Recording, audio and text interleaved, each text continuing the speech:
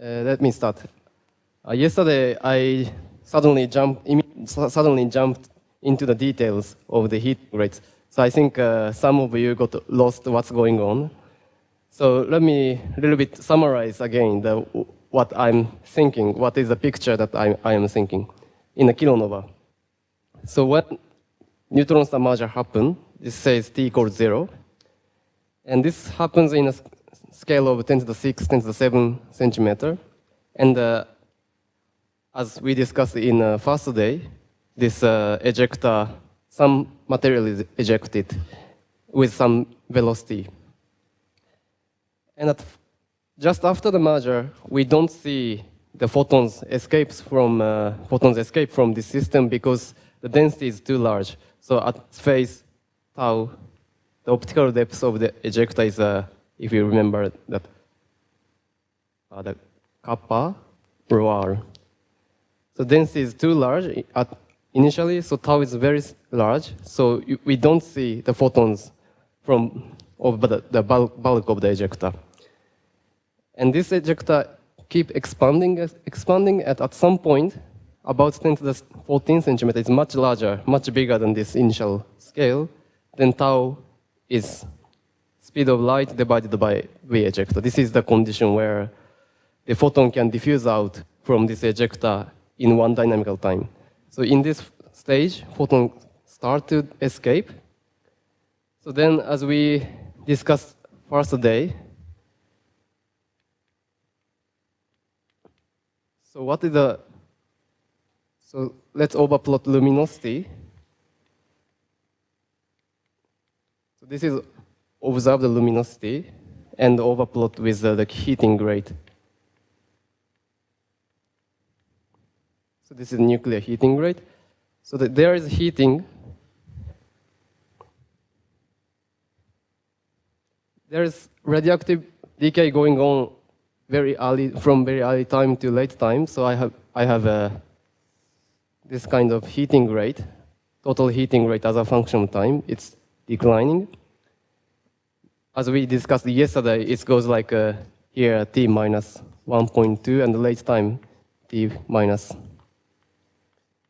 Also this sort of power law decline because of the many different nuclear species contribute to this heating rate. So after some of these many decay chain, I get this kind of heating rate. But as I said, we don't see the photons produced by this beta decay because tau is so large at the first time, and this time we start to see. So the actual luminosity looks like goes up until this time scale, and then follow something like this. So that's why my light curve basically dominated by the radioactive heat. So that I was interested in this, how we can calculate this beta decay heating rate. So, but this is not the end of the story because this is just a beta decay energy generation rate. It is not necessarily the same to the photon generation rate that we see in a kilonova emission. So today, I will a little bit discuss how this beta decay radioactive energy is converted to the thermal photons. So yes, it's actually going above. Why? Because here, what you see is energy not energy generated by at this time. You have some accumulation of the energy from previous heat. So this accumulation, and then with some adiabatic cooling, the peak luminosity is a little bit higher than the heating at that time. So here, what you see is a bit higher than the heating rate, but late time it approaches to this. So something like this. Okay. So now let's look at the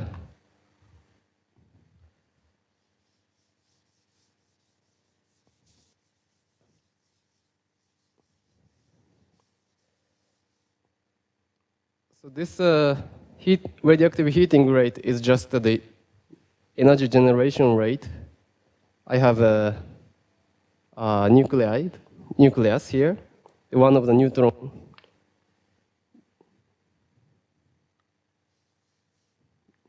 Decay to a proton, and this process radiate electron and neutrino. And because already the ejector is low, density is low enough, so neutrino just escape. We don't have any energy deposition from neutrino. So this guy, I don't have to care. And after the decay, what usually happens is this is excited state of the nucleus, not the ground state. So when this excited state, let's say this star, becomes ground state, it emits gamma rays. Maybe one gamma rays, maybe several gamma rays emission associated with the beta decay. And this process is very, very rapid. So after the beta decay, you immediately have a gamma ray emission from the excited state. So it is, if you look at the nuclear data table, it's often this gamma rays are also included in the total decay energy. So I have now electron emission from beta decay and gamma rays from excited state of the nucleus. So now these are high energies. So this is a typical energy is about MeV. But now what we see here is the photons typical energy of 10 to the 4, 10 to the 3K. So I need to convert this high energy radiation to the thermal photons. So first, let me discuss this. What happened to these gamma rays? Anyone knows what can stop these gamma rays? So because this gamma rays travel inside the ejector, there is a lot of atoms. So do you know, anyone knows the process that can stop the gamma rays inside the material? There are several processes. Anything?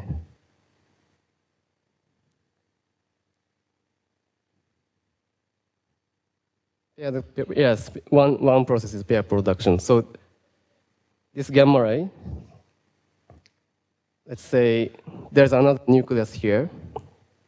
It's ZA.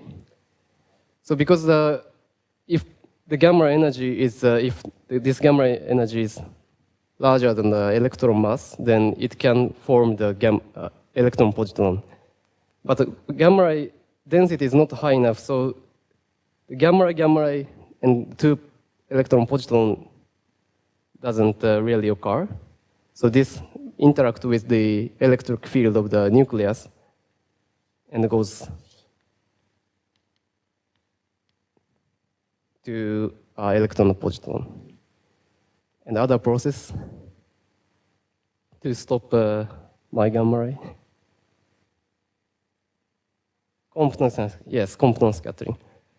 So other process is, okay, this gamma ray hit this, let's see.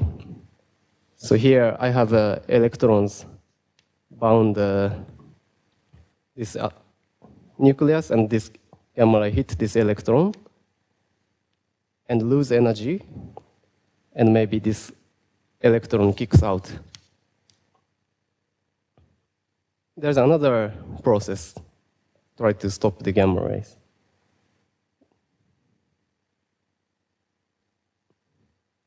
Okay, it's photoelectric absorption. So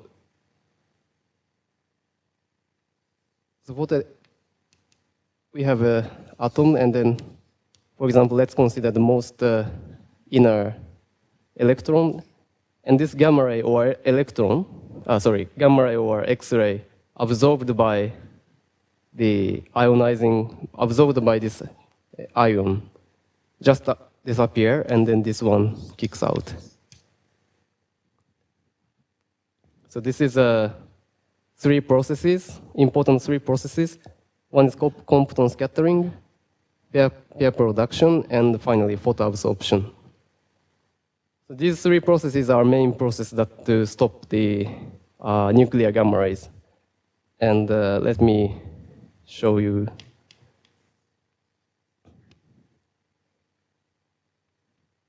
So this is gamma ray energy. Then I can, for example, so kappa for this process, cross-section divided by unit mass. Because this, first of all, this pair annihilation process, pair production process only occur when the gamma ray energy is larger than 1 MeV. So it begins something like this. This is 1 MeV. So this is pair. So this stopping process is only efficient for the high energy. The gamma ray is higher than energy of the 1 MeV. And now compton scattering is coming. So it exists all the way, something like this. Compton scattering. And finally, so this process, this photoelectric absorption process is very, very efficient when the gamma ray energy or X-ray energy is exactly the binding energy of the electron. So for example,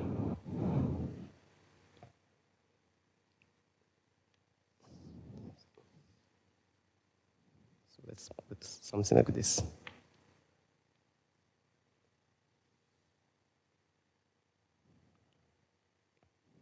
This is photoelectric.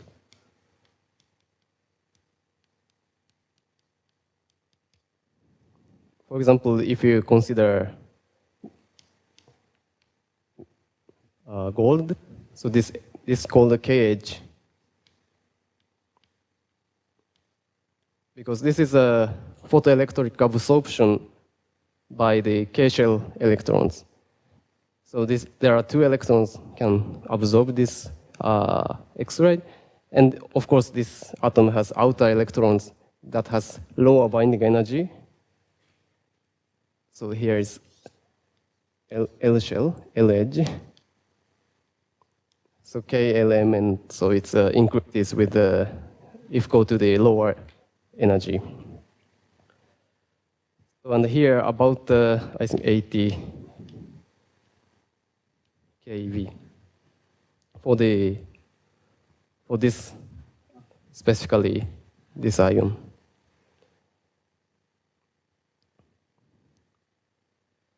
So if you inject, for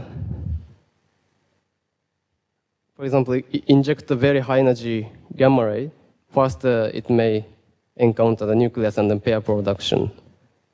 And if you inject somewhere here, then interact with the electron and then lose energy, and again interact the electron, lose energy, and then absorbed by photoelectric absorption. So this process try to, stop the gamma rays and then create thermal energy. So this is gamma ray thermalization. And let's put, for example, so typical gamma ray energy for the beta decay is about around here. So the compton scattering usually the most important process here. So gamma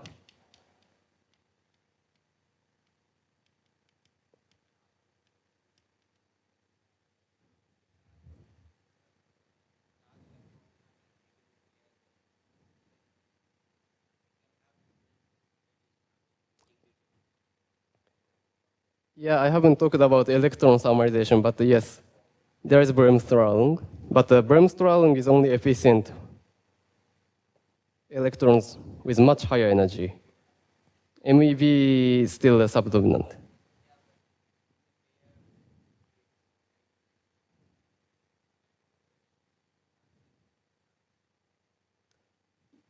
But still, pair creation, you have a 1 MeV electron positive. I would say, I think at least 10 or 100 MeV. Late time, yes. Where already the radius is this size.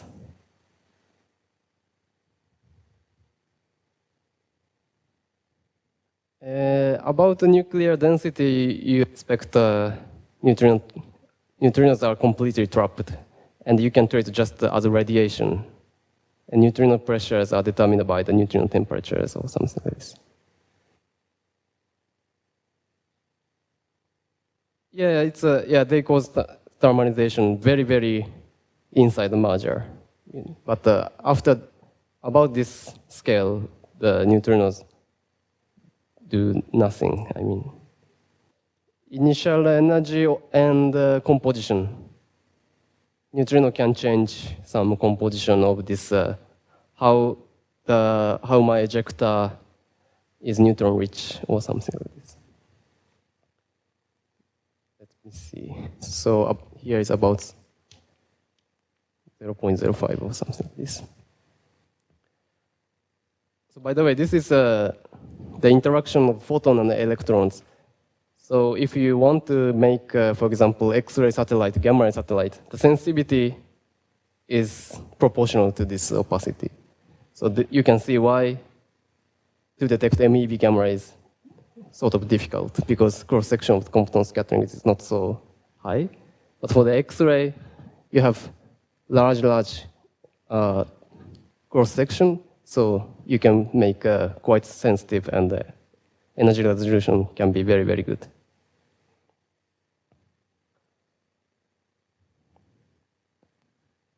So yes, so gamma ray thermalization time basically determined by when you can calculate so optical depth of Compton scattering.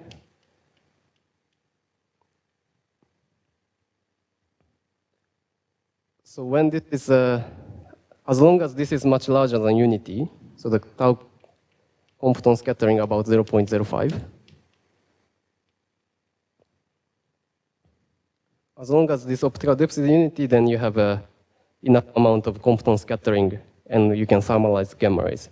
But when this is when this tau Compton becomes unity, then your thermalization process is very inefficient. So we define the time when that Compton scattering. When we define that gamma ray thermalization inefficient time when tau Compton is unity. So then you can estimate inefficient for gamma ray time is about 1 day.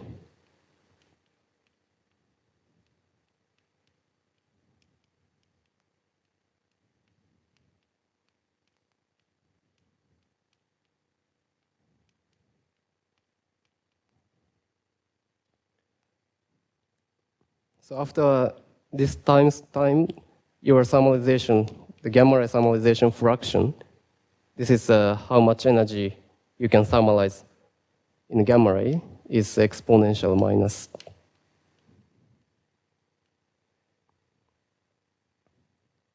So because this is the number of the scattering for the inefficient means until this time scale, the Compton scattering optical depth is larger than unity. So you have sufficient amount of scattering. But after this time, the ejector is so low density, you don't have enough Compton scattering.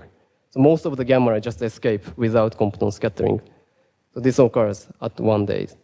So up to 1 day, we have I forgot the, so typically, if you look at the beta decay process, so beta decay energy and total gamma ray energy is about 1 to 2 to 1 to 3. So up to 1 day, we have gamma ray energy. So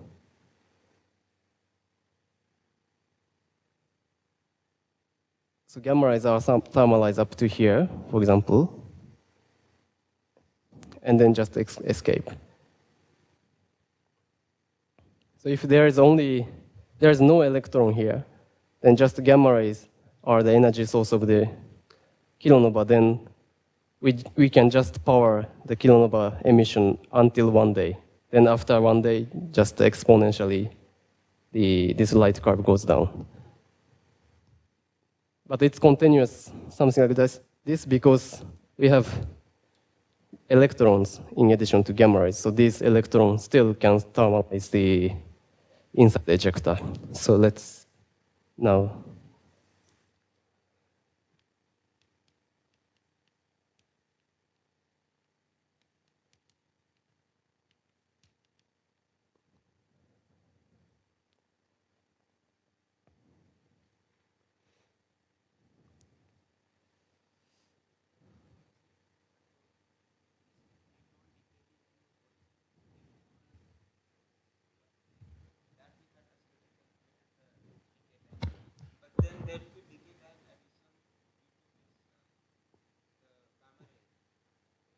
Yes, so unfortunately, we can't calculate what is gamma ray energy because it depends on the nuclear structure.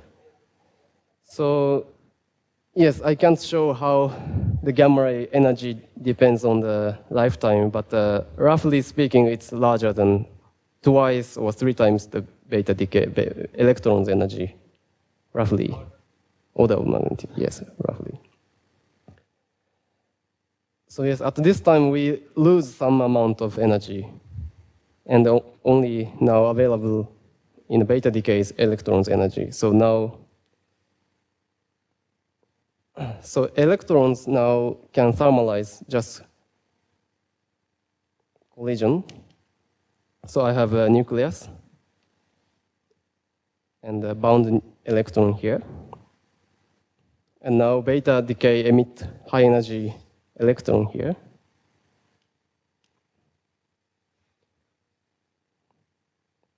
And when this approaches to this electron, how much energy this guy loses? So let's say the impact parameter B. And this has velocity V. Let's take theta here. So this electron gets momentum delta P over this close encounter, which is R square.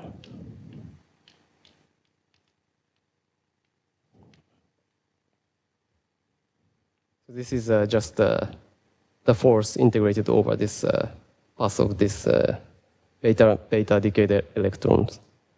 So you can calculate this minus infinity to infinity. Let's say 2 e squared. What was that? You will figure out in a tutorial. So it's b divided by v. So this is how much momentum change when this radioactive electron passes close to the ion. So energy change, kinetic energy change of this electron should be so delta T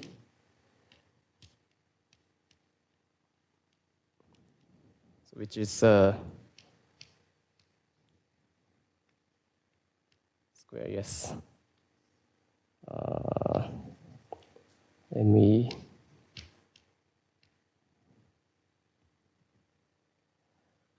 So given impact parameter B, the energy change, kinetic energy change of the electron is written like this.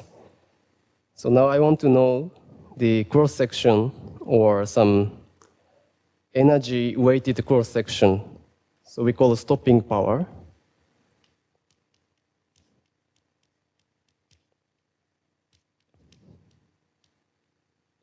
So this is in units of energy times cross-section. Is just stopping power is defined by delta T B, say 2 pi delta T dB. So integrate this impact parameter. Let's say B1 to B2.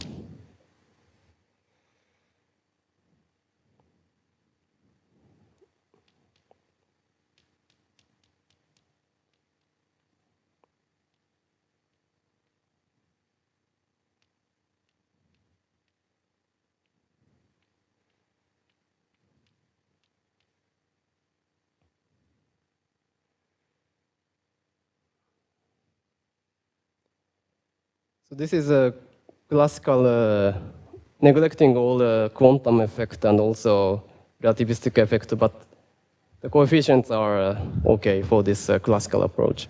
So we can look at this other orders of magnitude estimate of the stopping time, stopping power of the electrons.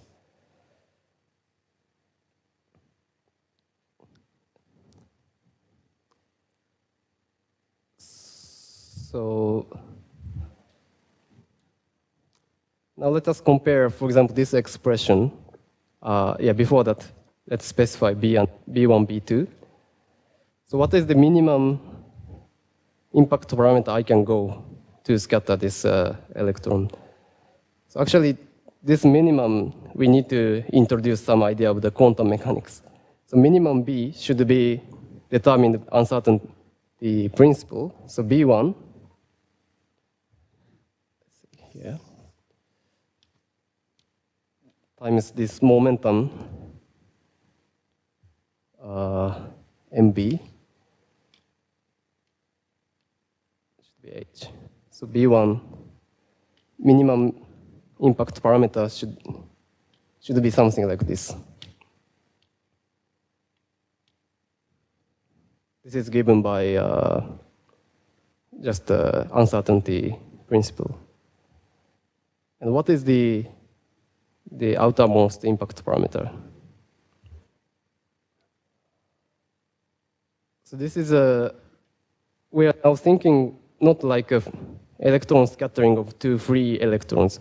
One is bound in atom, and one is just pass. So in order to change the state of this bound electron, your time scale of this electron encounter should be faster than the orbital time scale. Otherwise, this perturbation is sort of static. You can't really change the state of the bound electron. So time scale of this pass goes, the electron should be faster than the orbit time scale. So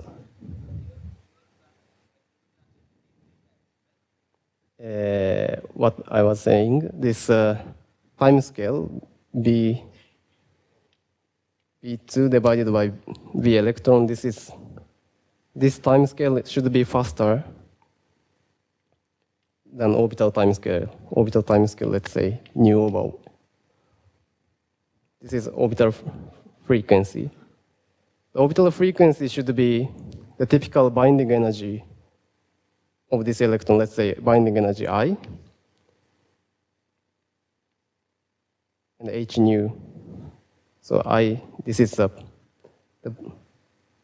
transition energy or binding energy of this electron, let's say binding.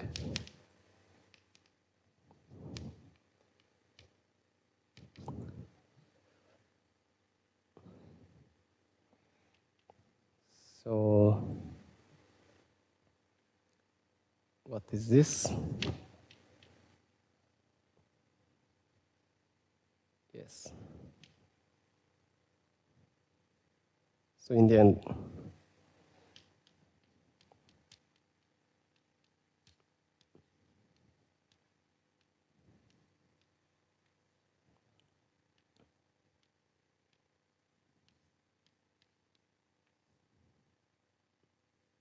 the stopping power goes like this factor. So it increases with decreasing the electron's energy. And logarithmically, we have this correction. This is, usually this takes the mean binding energy of the atom. So for the R+ element, typically this is 20 electron volt or something like this.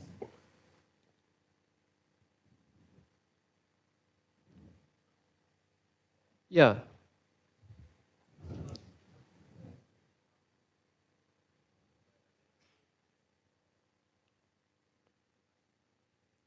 Yeah, if if you're thinking, if you're thinking free charged particles, you know this Coulomb logarithmic factor. But now we are talking about free electron collide with bound electron. It's a little bit different.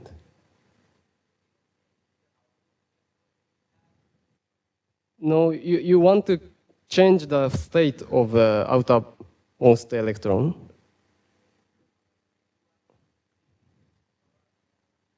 Lower or outer level, yeah. Yeah. You can interact, but you want to change the state of this. So that's why outermost is defined by.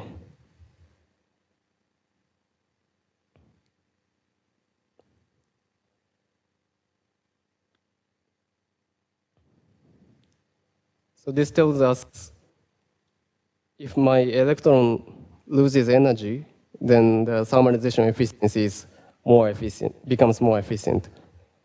And let's look at this coefficient. And so this Compton scattering cross-section is about what's the Thomson cross-section? Thomson cross-section is like 3/8 pi.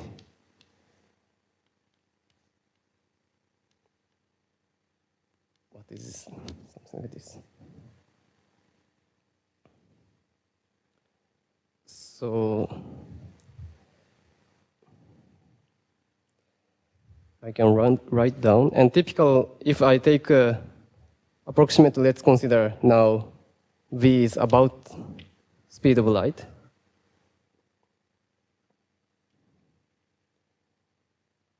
See, for this logarithmic factor, then electron scattering is about. I'm sorry. Please forget about that. Sigma Thomson, this is for the same to the photon, but this collection.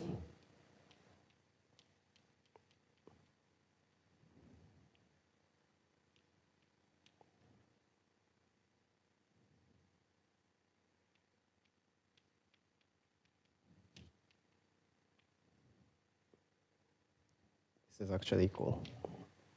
So we can rewrite this cross-section with the Thomson cross-section, which is basically the cross-section for photons. Because of this parameter here, this and the logarithmical enhancement, the electron scattering efficiency, electron scattering is more efficient, more cross-section is larger than photons. So typically,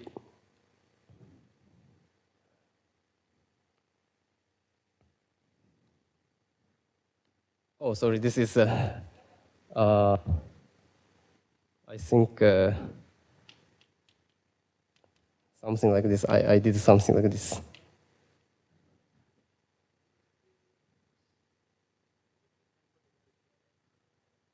Yes. Yeah, this is a different nuclei, but if you go to the heavy ions, then approximately this is because determined by outer electrons. So average is sort of yeah. Actually, this is basically determined by you measure the stopping cross section for the pure material, and then calculate the efficiency, and then get it's basically determined by here, this measurement for each different element.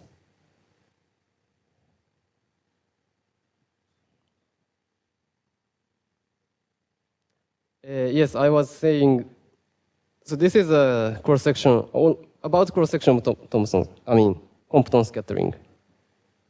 And because now we are thinking, so this is factor of 10 or something. And this is also typical beta rays have a little bit smaller than MEC squared. So basically, this is a factor of 10 or more larger than the Thomson cross-section. And the Compton scattering is a little bit smaller than the Thomson cross-section. So we can expect the electron stopping is more efficient compared to the gamma rays.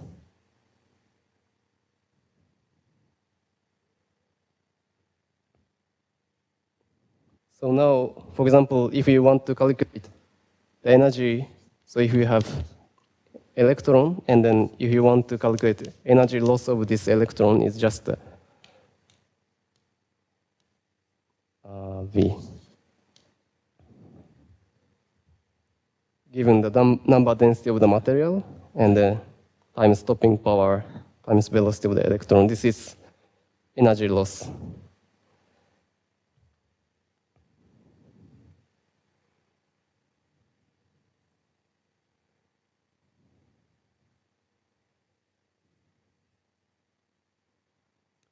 And let's define the thermalization time.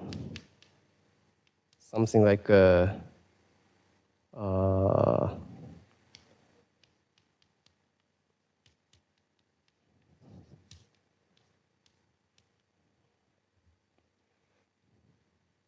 if this time is much, much shorter than the dynamical time, then electrons are just thermalized because of this collision.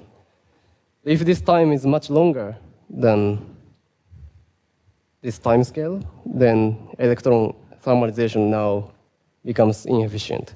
So I want to compare when this thermalization time is equal to the time after the merger. So this defines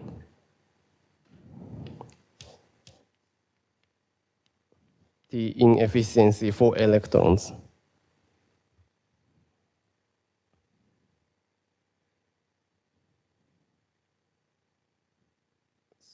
So I can calculate.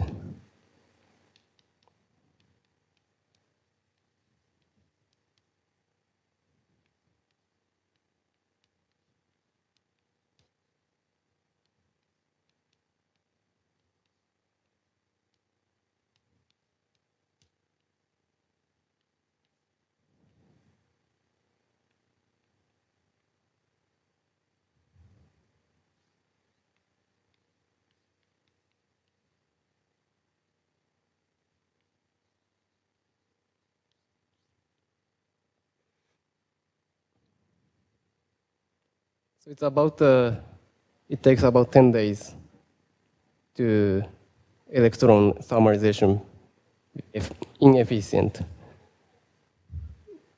So which means the gamma rays thermalization becomes inefficient around 1 day. So the gamma ray heating rate drops here, and at 10 days, the electron heating rate now decreases. But it's not like gamma rays. So gamma rays just escape from the system. So we just have this exponentially suppress this heating rate. But because electrons are charged particles, so they can't really escape from the ejector. If they escape from the ejector get the positive charge, then these electrons come back to this ejector. So electrons are not escape from the system, so after this T efficiency,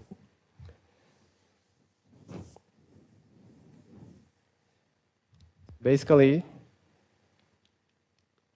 thermalization of electron is unity up to the inefficient, and here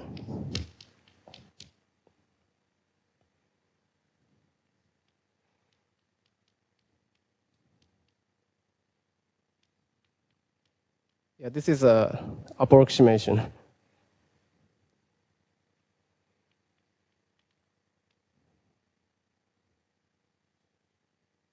And this is about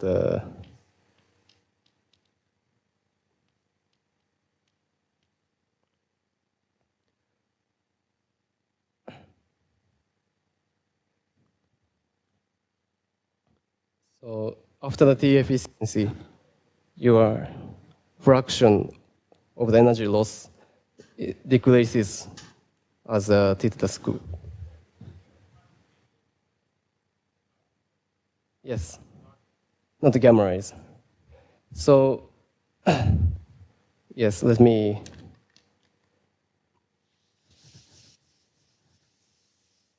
a little bit more clear. So here's the total heating rate.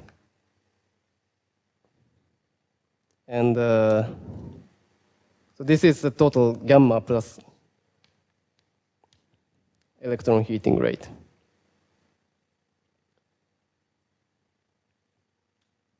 Not heating rate, so gamma plus electron energy generation rate from beta decay.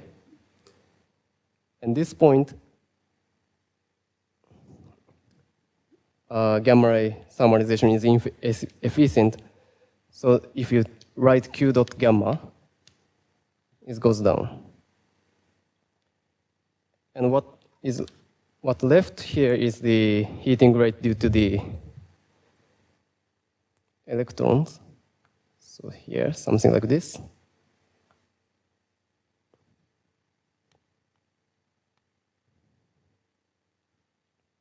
Up to 10 days. About 10 days. Depends on the mass and the ejector velocity. And after 10 days, it goes like,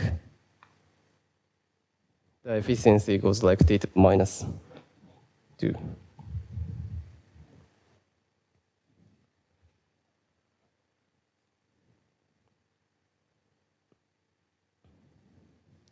So I think today in a tutorial, you will compare the heating rate with thermalization efficiency and compare them to the observed volumetric luminosity.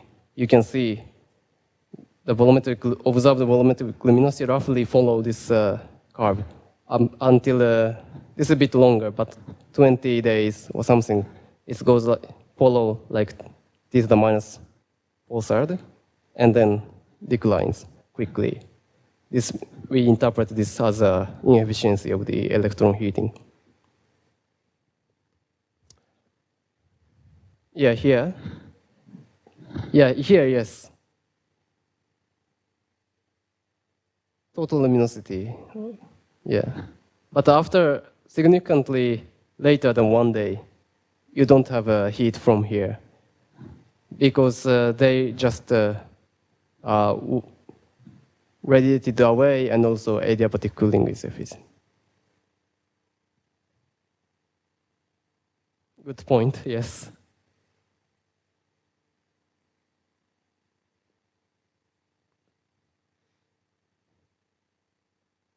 Yeah, I can tell you one bit complicated thing.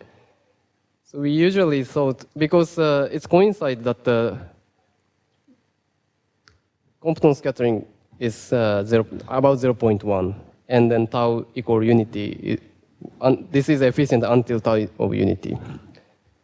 Now here I was saying the peak luminosity is tau goes like C over V. It's a little bit larger than unity.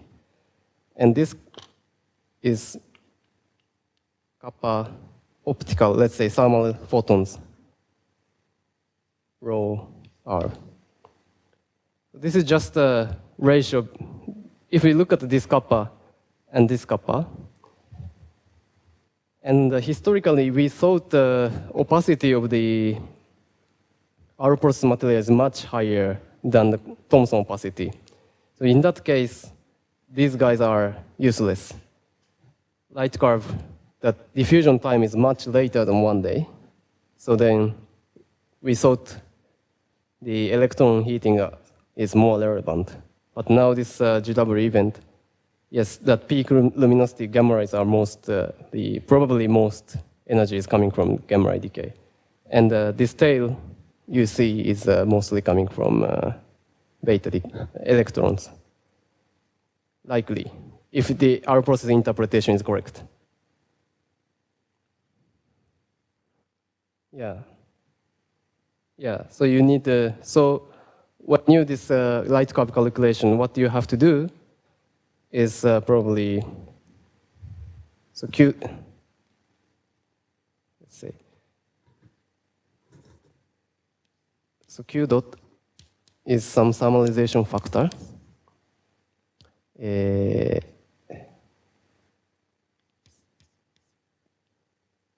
So Q thermal. So this is radioactive decay times thermalization efficiency. Should be in this light curve calculation. Any more questions?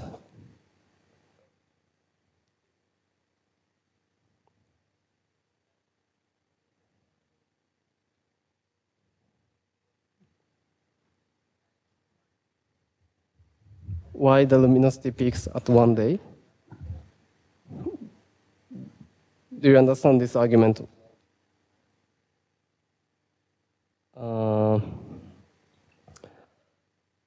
Okay, so this is this. So you accept that the peak occurs this time when the tau is. Then you can calculate. So.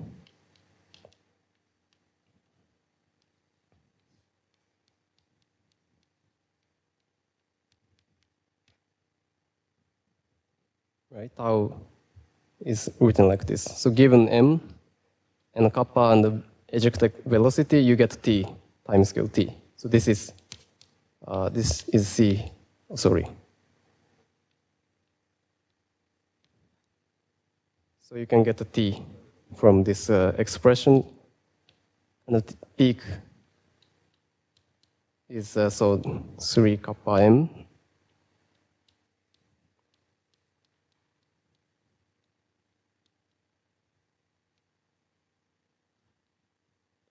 Then you put this 0.01, 0.2 c, and kappa to be 0.1, then you get 1 day, 0.5 days.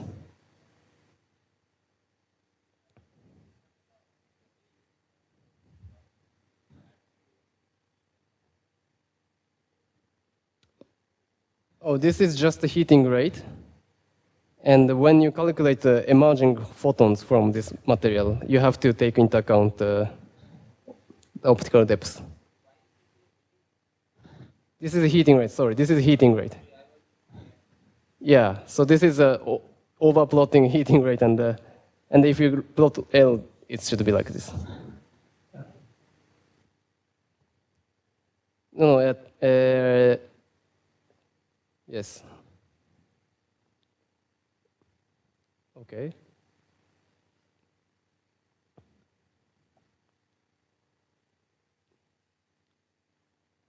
So then I changed the topic.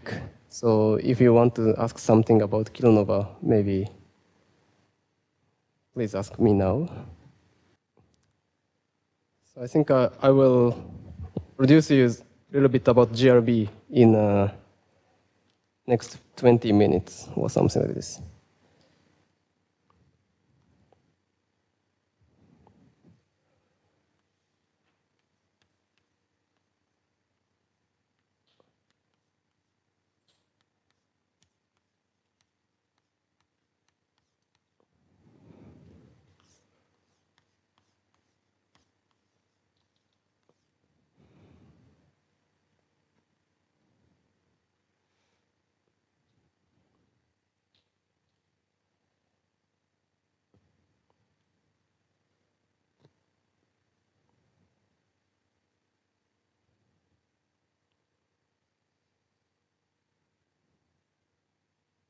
So let me first introduce what we usually see in a gamma ray burst, not this GW event.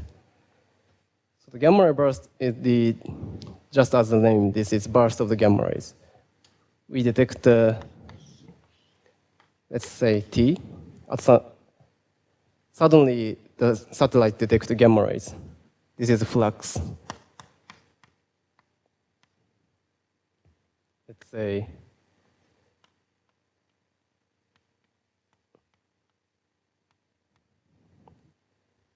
so gamma ray energy per unit time, unit area. So suddenly the satellite detects something like this, the pulse or pulses of the gamma rays.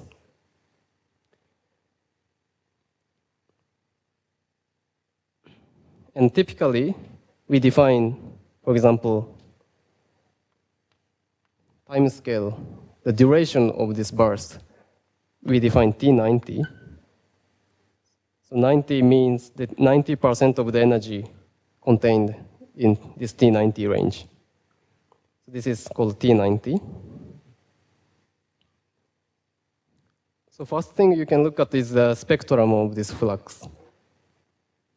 So this is called light curve. So light curve goes like this spiky shape. And T90 is typically, let's see, first T90, if you write this distribution,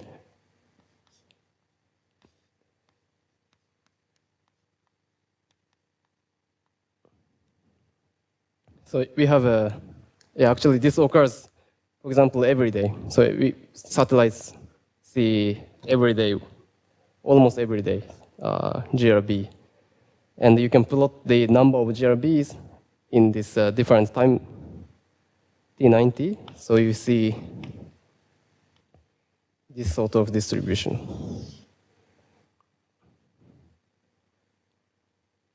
And there is 2 peaks, and they're separated about 2 seconds. And some burst has less than 2 seconds, and some burst longer than 2 seconds. And if astronomers look at this shape, okay, there are 2 different populations. And we call this is short GRBs. Also short. This is long.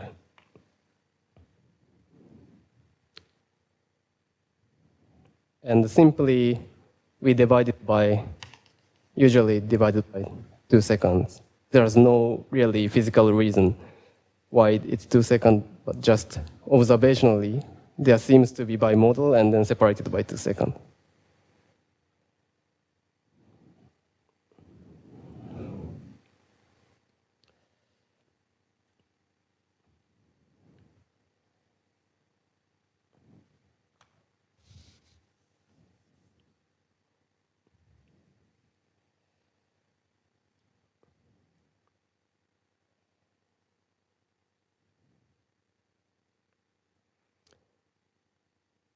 And for example,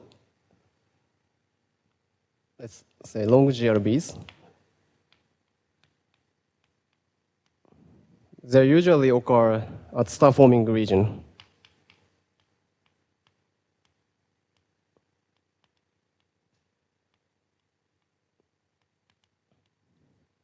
So which means the long GRBs are associated with the young stars or massive stars because the location of the long GRBs are usually quite actively star-forming. And sometimes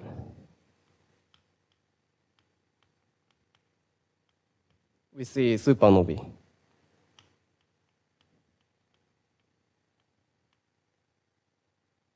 Sometime after the long GRB, you can wait for some time, maybe 1 week, then you can see supernova after the long GRB. So this is a very strong evidence that at least some or majority of long GRBs are associated with some core collapse of the massive stars.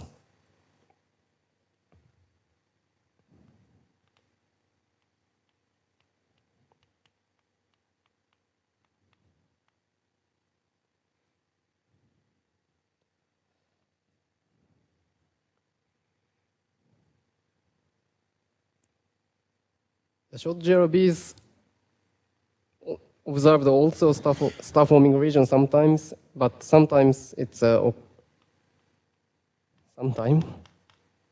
fraction, or the galaxy. So this motivates us. So short GRBs are not always occur in a star-forming region. So star-forming galaxy. So some already died galaxy sometimes have short GRBs, which means something old star can drive short GRBs. And no supernova so far.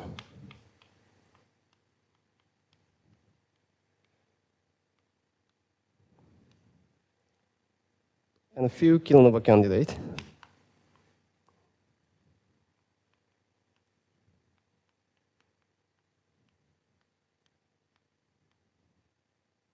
Finally, the most importantly, gravitational wave 70 with 70. 0870.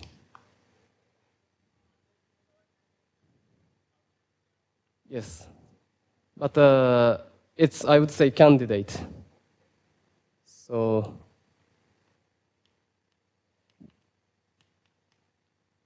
because we didn't see clear kilonova signature, but we saw 1 or 2 data points which look like kilonova excess from the afterglow.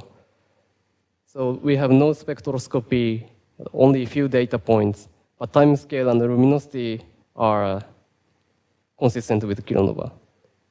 So, and also because these, we know these host galaxies, sometimes star-forming galaxy, sometimes old galaxy. And you can now the host galaxy, use host galaxy, and then estimate the distance. So distance to the burst. And then you can calculate from the distance to the total energy that emitted in the gamma rays. So we usually use isotropic equivalent energy in the gamma ray emission. Let's say gamma ray is typically, or this is 10 to the 50 to 10 to the 54 erg, let's say.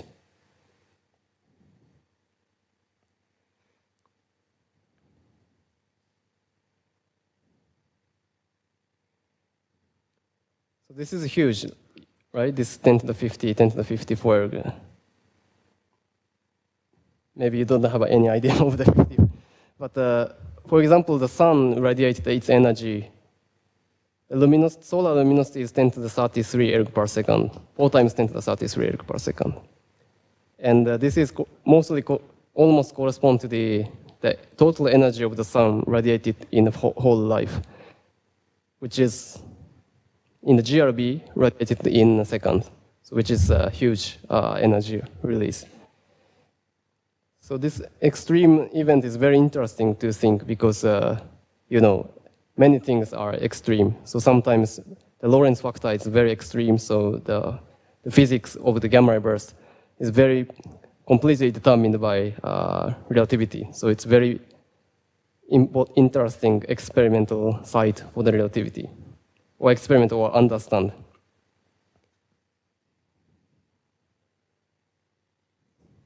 Jets. How many?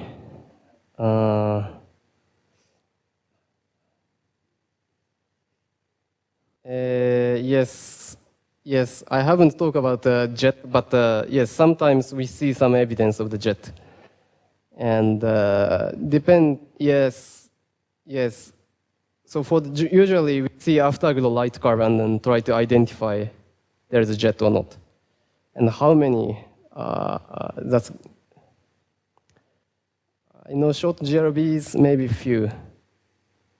And long GRBs, we have more like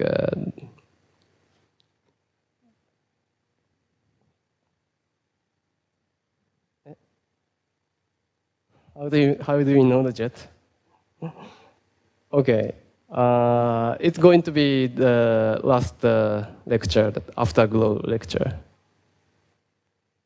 So from the prompt emission, so if you look at this, and the spectrum is look like if you look at the energy or frequency of the photon you receive and nu f nu.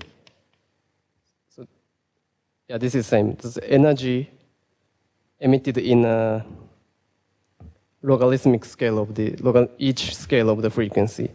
So then you see something like this. So some power law and peaking around, let's say, 50 kV or something like this. So this is completely non-thermal emission. Doesn't look like black body. If it's black body, it should be something like this. So this is non-thermal. So it's driven by non-thermal process. And if you look at this gamma ray light curve and the spectrum, this is all the information that we can get from the gamma ray burst observation. And you can't tell this is a jet or not. This is just a huge spike of the gamma rays and the spectrum. From this, we cannot tell you if we see the jet or some sphere. We don't know. That we need to afterglow observation to discuss whether or not it was collimated or not. No. So isotropic equivalent, so this is a weird terminology, right? This is E-iso, this is isotropic equivalent energy. So because we don't know, we have no idea about the collimation, we define the energy if this emission is isotropic. So the real energy, if this is really collimated, so what we see is something like this. And then we can somehow identify the opening angle of the jet. The real energy involved in the jet is not E-iso. So this is how much? Something like this.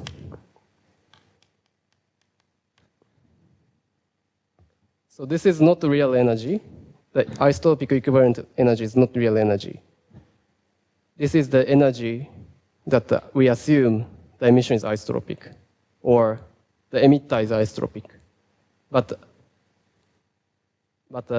unless we know this opening angle, usually we don't know, we cannot say what is E. So we can tell you it's just isotopic equivalent energy. So that's why we usually use this isotropic and distinguish from E-iso and the real energy. Yes? Polarization. In a prompt emission. Yes, it's a little bit polarized, yes. But small. And the measurement is not so much. I think only two GRBs or something like this. Okay, these are some GRBs that we see, we know. And now this is a special GRB associated with the merger, neutron star merger. So let's see how it's different. So first, this flux.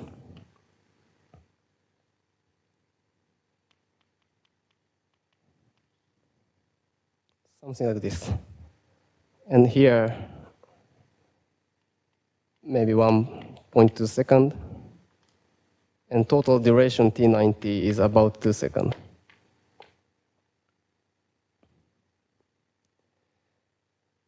So there's initial pulse, and then maybe separated soft tail after the pulse.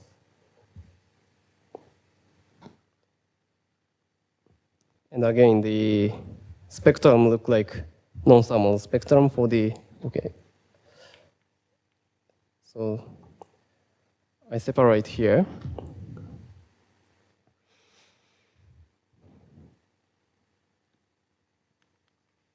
This is, I call 1 and 2.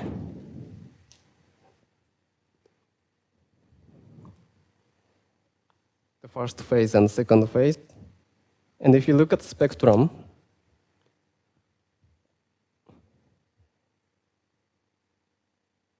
something like this. This is what, e to the 1.4? New F new. So this is a sort of, again, non-thermal spectrum. The peak is about 200 kb. And after that, it's look like exponential cutoff, but not really any detection above 200 kb. But it's look like cutoff.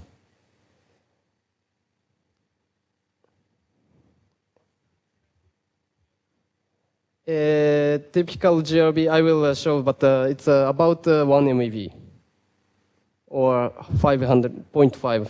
It's not that very different from 200 kb. So, and the second one is something like this. This is the first spectrum of the first spike, and the second one is how to write that, something like this. This is a black body.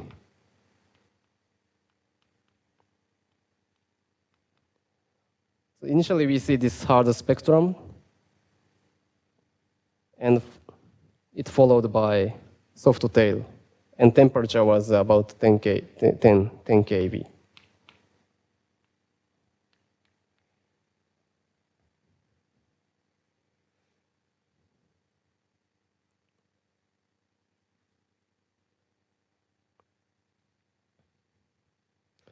Right. So both initial spike and the soft tail has EISO of about 3 times 10 to the 46 L.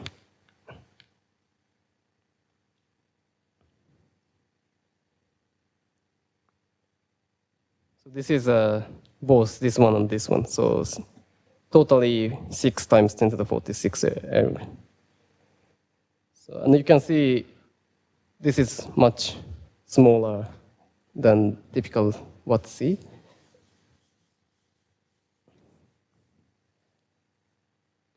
And you can plot, for example,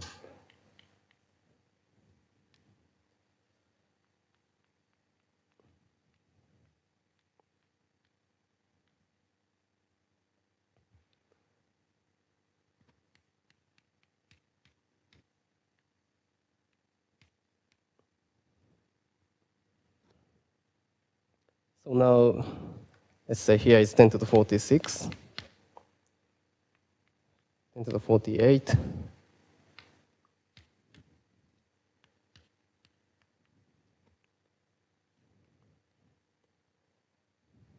and here 100 kV,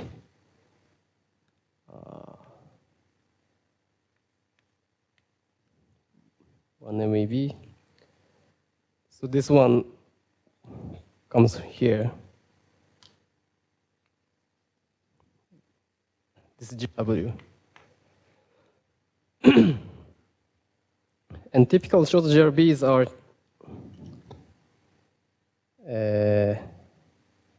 sorry, this. Let's put it here. Typically, here.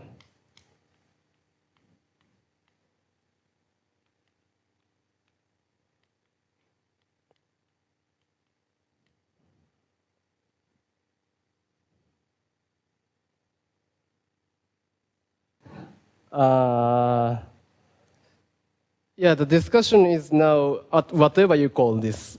This is the same of this event, or complete something we see so completely different. In other words, for example, okay, we know this is a neutron star merger, and then what about these guys? They are neutron star mergers or something else? How we can argue from this something look like very outlier? But if you look at just the spectrum and light curve, without any distance information, it's completely look like short GRB. This, yeah, this is some pulse and the non-thermal spectrum, which are very look like short GRBs. But once you so just E peak is okay. But once you get the distance information, it's the energy is much lower.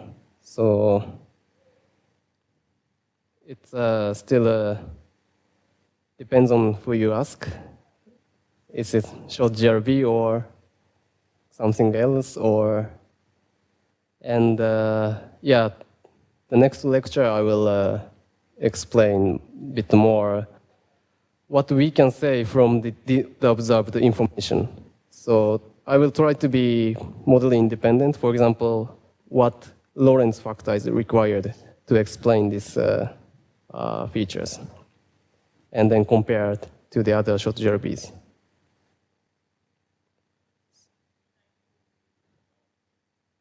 T90 is log scale, so yes. Yes, can be 100. And then also this is 0.01 second or something like that. Yes. Any questions? More questions?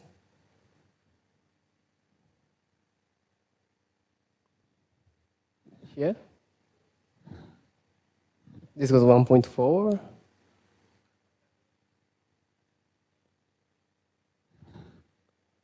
Yeah, it's sort of the fitting is, I think, 1.4 exponential minus e peak, something like this.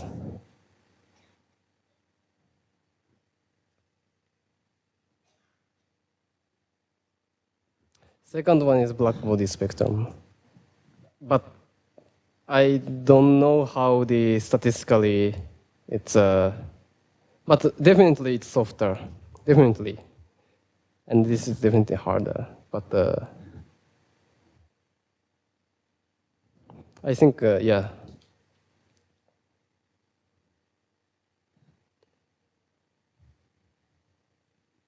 Off axis. Was it off axis? Yeah, that will be the topic tomorrow's lecture. Yeah, the conclusion will be it is not really off axis because you will have trouble. So yeah, this is tomorrow's topic. I will show some calculation tomorrow, but because E peak is similar and the E ISO is very low, you want to argue that because we are seeing off axis, we reduce the E ISO. But if you do this, you also reduce E peak. So it's you cannot do this just this way. This off axis transformation do this way. Then what you will find is this goes like here. So in this argument, it's not very simply top hat jet viewed in from the off axis. So maybe some structural jet with yes. Long GRBs. Long GRBs. I think long GRB usually a little bit higher E ISO. So maybe factor of 10, 100. And 100 higher and then a little bit softer. So here is long GRB.